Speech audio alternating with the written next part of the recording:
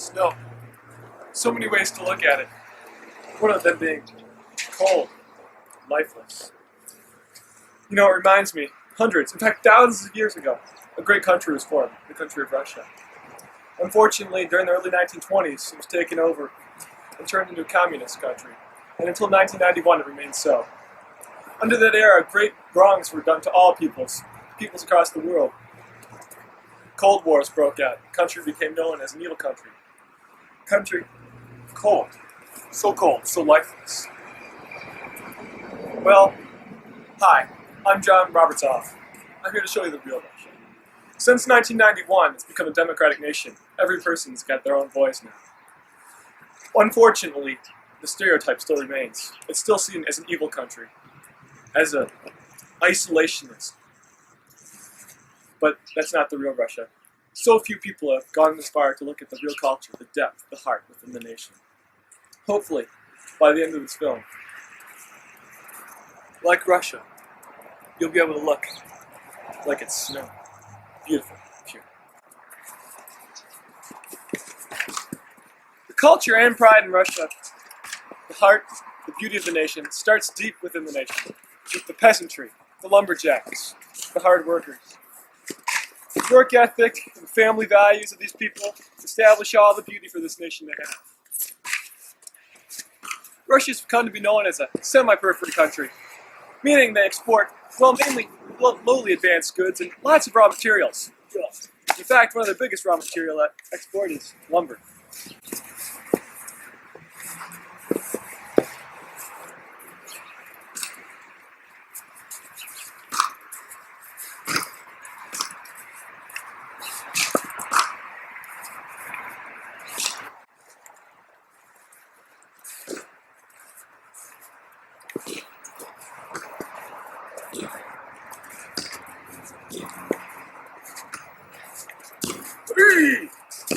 Sven. Here's a hard-working fellow now. How do you like this life up here, Sven? I love life. I love my family. I work for my family. My father did this. My grandfather did this. My great-grandfather did this. I love my country. I love my work.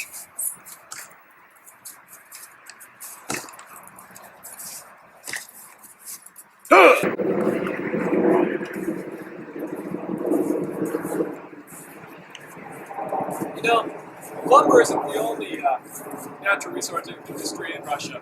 In fact, the biggest is probably farming. Subsistence farming has been going on since the founding of Russia. Unfortunately, under the communist era, the land just wasn't able to produce as much with communal systems. The peasants were hungry and weren't producing anything for the nation.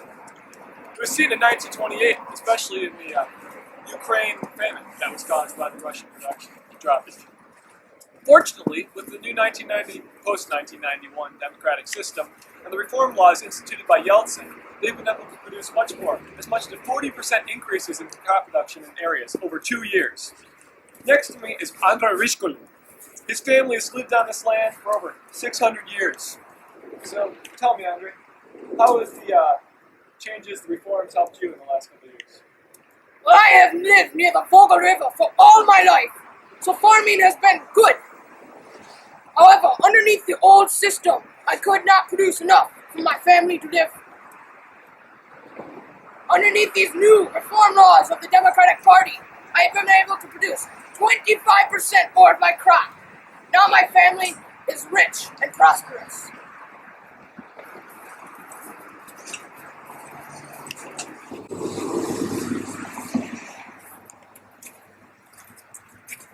You know, as we've looked at Russia's culture today, we've mainly examined the economic aspects of it. But there's so much more than just the family aspect. There's so much Russian nightlife, art, and culture that we have yet to look at. And hopefully today we'll have a chance to show you some. Russia has some famous groups and companies that perform around the world that are internationally famous. There's so many, in fact, that we can't show them all.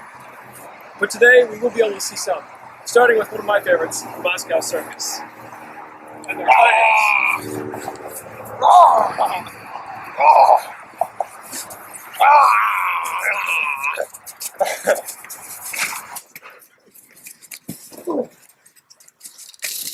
Epitomizes Russia. Epitomizes Russian art.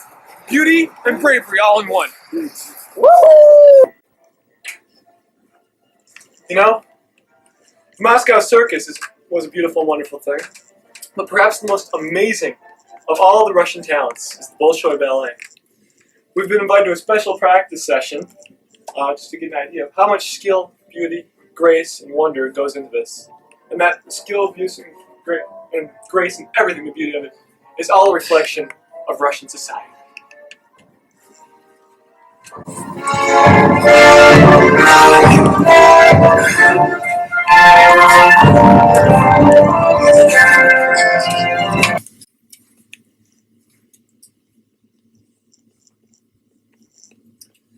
Well, we've just witnessed one of the most beautiful things in the entire world, actually, internationally renowned Bolshoi Ballet. I'm now here with the director to tell us, Mikhail Karpishnev, to tell us what he feels about it, his opinion. How do you feel about each of your performances? Well, we consider our ballet to be a reflection on all of Russia. So we take much pride in every single performance, and you can see it in every single one of our performances. We certainly can. What kind of hours do these people have to put in? From the time they are interested, they spend nearly half their life practicing and practicing to make this a perfect event. The dedication, the love, the pursuit, and culture. Although we've examined most of Russian culture today so far, we've yet to look at art. Now, at the beginning of this film, I made the point that I would show the Russian culture unbiasedly. And so far, I've had a theme, if you haven't noticed, throughout the film, that Russian culture now and before the communists was much the same. However, during the communist era, it was very messed up. Art, however, is a different example entirely. Throughout all of Russian history, communist or not, art has been one consistency of beauty. Russia has been a world leader in the production of great artifacts since the beginning. We are very fortunate today to have an interview with the curator of the Hermitage, formerly the Winter Palace, but now known as one of the greatest museums ever.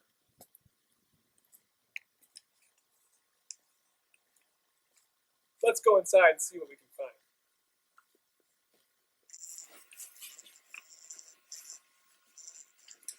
I'm now inside the famous Russian museum, the Hermitage, with the curator, Nadia Klaskishkov. Now, Nadia, this is known as one of the most beautiful museums of all the world. Can you tell me what's so special about it? Well, as you can see, we have a very diverse collection of art, ranging from pre-Tsarist era to modern times.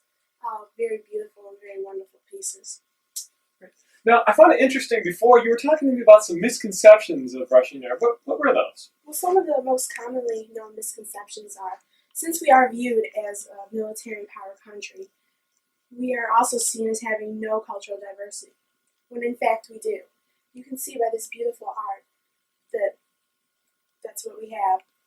And after spending 3 minutes in this museum, your views will be completely changed. Yes, indeed, much to offer. Now tell me, what's the name of this interesting piece? This is called the Reader. It's one of our most famous pieces. Looks quite odd. Is it supposed to be abstract? Actually, yes, it is very abstract. Alright. On the tour?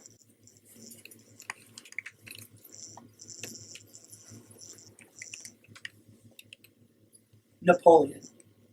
So petty seemed to him his hero, with his paltry vanity and glee of victory, in comparison with that lofty, righteous, and kindly sky, which he had seen and comprehended, that he could not answer him, and all, indeed, seemed to him so trifling and unprofitable, besides the stern and solemn train of thought aroused to him by weakness from loss of blood, by suffering, and the nearness of death.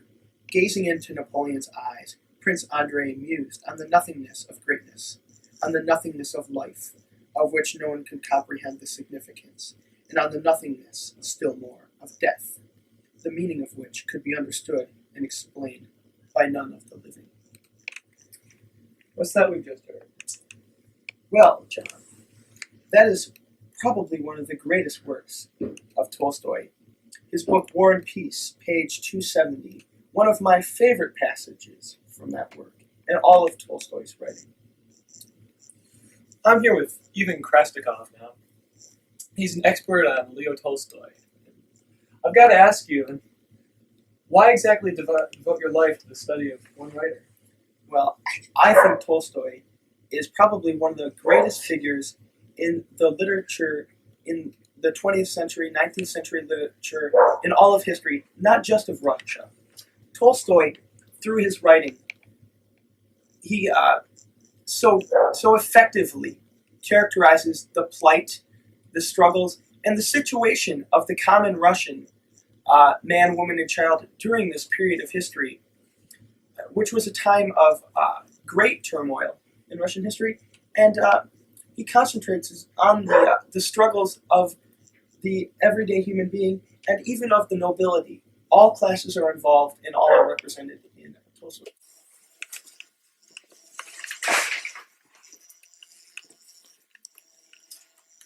And so with the writings of Leo Tolstoy, one of our final examinations of Russian culture begins.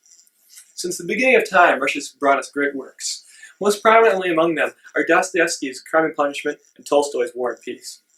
The Russian writing tradition continues even today with such writers as Alexander Solzhenitsyn, who brings us great anti-communist writings and fabled tales that are some of the best of this century. The Russian word is not the only great thing they write. Their musical composers are some of the best in the world. The most prominent among them would be Tchaikovsky, with his 1812 overture,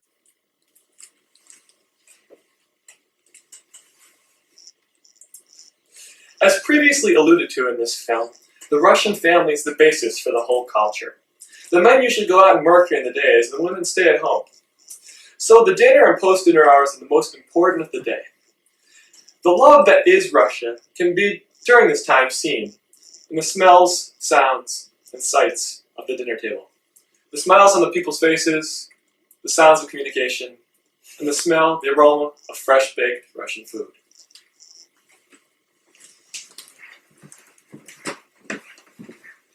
Thank you. This is delicious. Now, Alexandria, tell me about Russian culture, Russian family. Well, since I am out in the fields all day, this is the greatest time of my life because I'm with my family. My family is my most important thing. I love my family, and I want to be with them as much as possible. Inga, it's a well-known fact as a semi-peripheral nation that Russia has mostly manual labor jobs, many, and so the men are usually the ones taking the jobs. So tell me, please, what are your activities during the day? During the day, I take care of my family. I start in the morning by cooking, cleaning. This is what I do. This is my job. I love my job. I make sure my family is fully clothed, fully taken care of, and loved.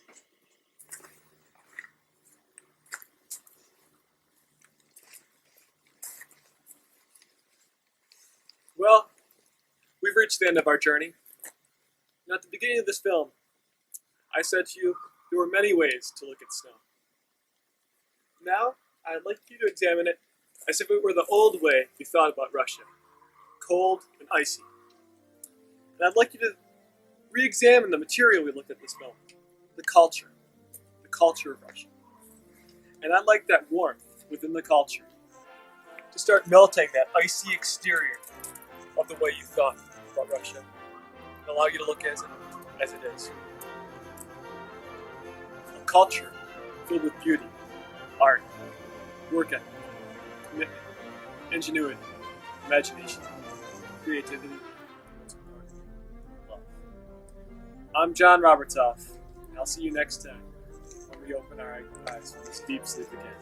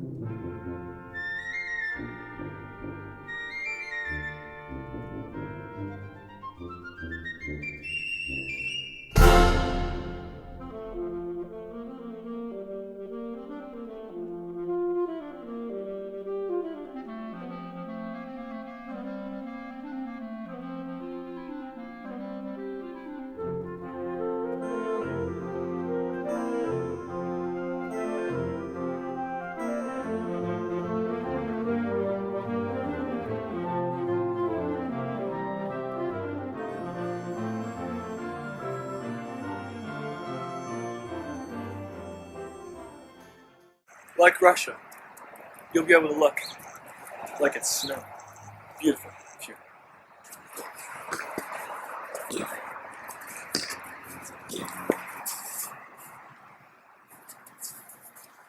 Hurry up! Hurry up!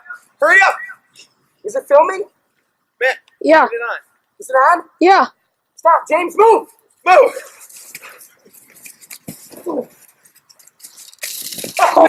Ladies and gentlemen, now for your viewing pleasure, the Bolshoi Ballet!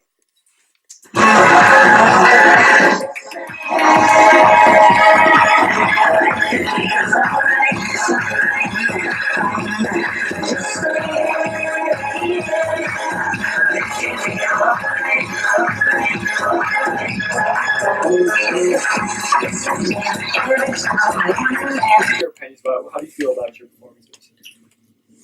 Well, we consider our ballet to be. I make sure my family is fully clothed, fully taken care of, and loved. Hey, can I have some vodka? Sure. Thanks a lot, man. Perfection!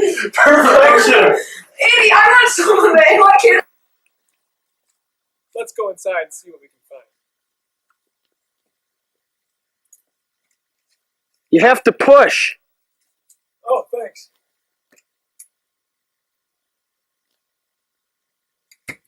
I'll see you next time when we open our eyes from this deep sleep again. All right, I've had enough of that. As an isolationist, but that's not the real Russia. So few people have gone this far to look at the real culture, the depth, the heart within the nation. Hopefully, by the end of this film, like Russia, you'll be able to look like it's snow. Beautiful, pure.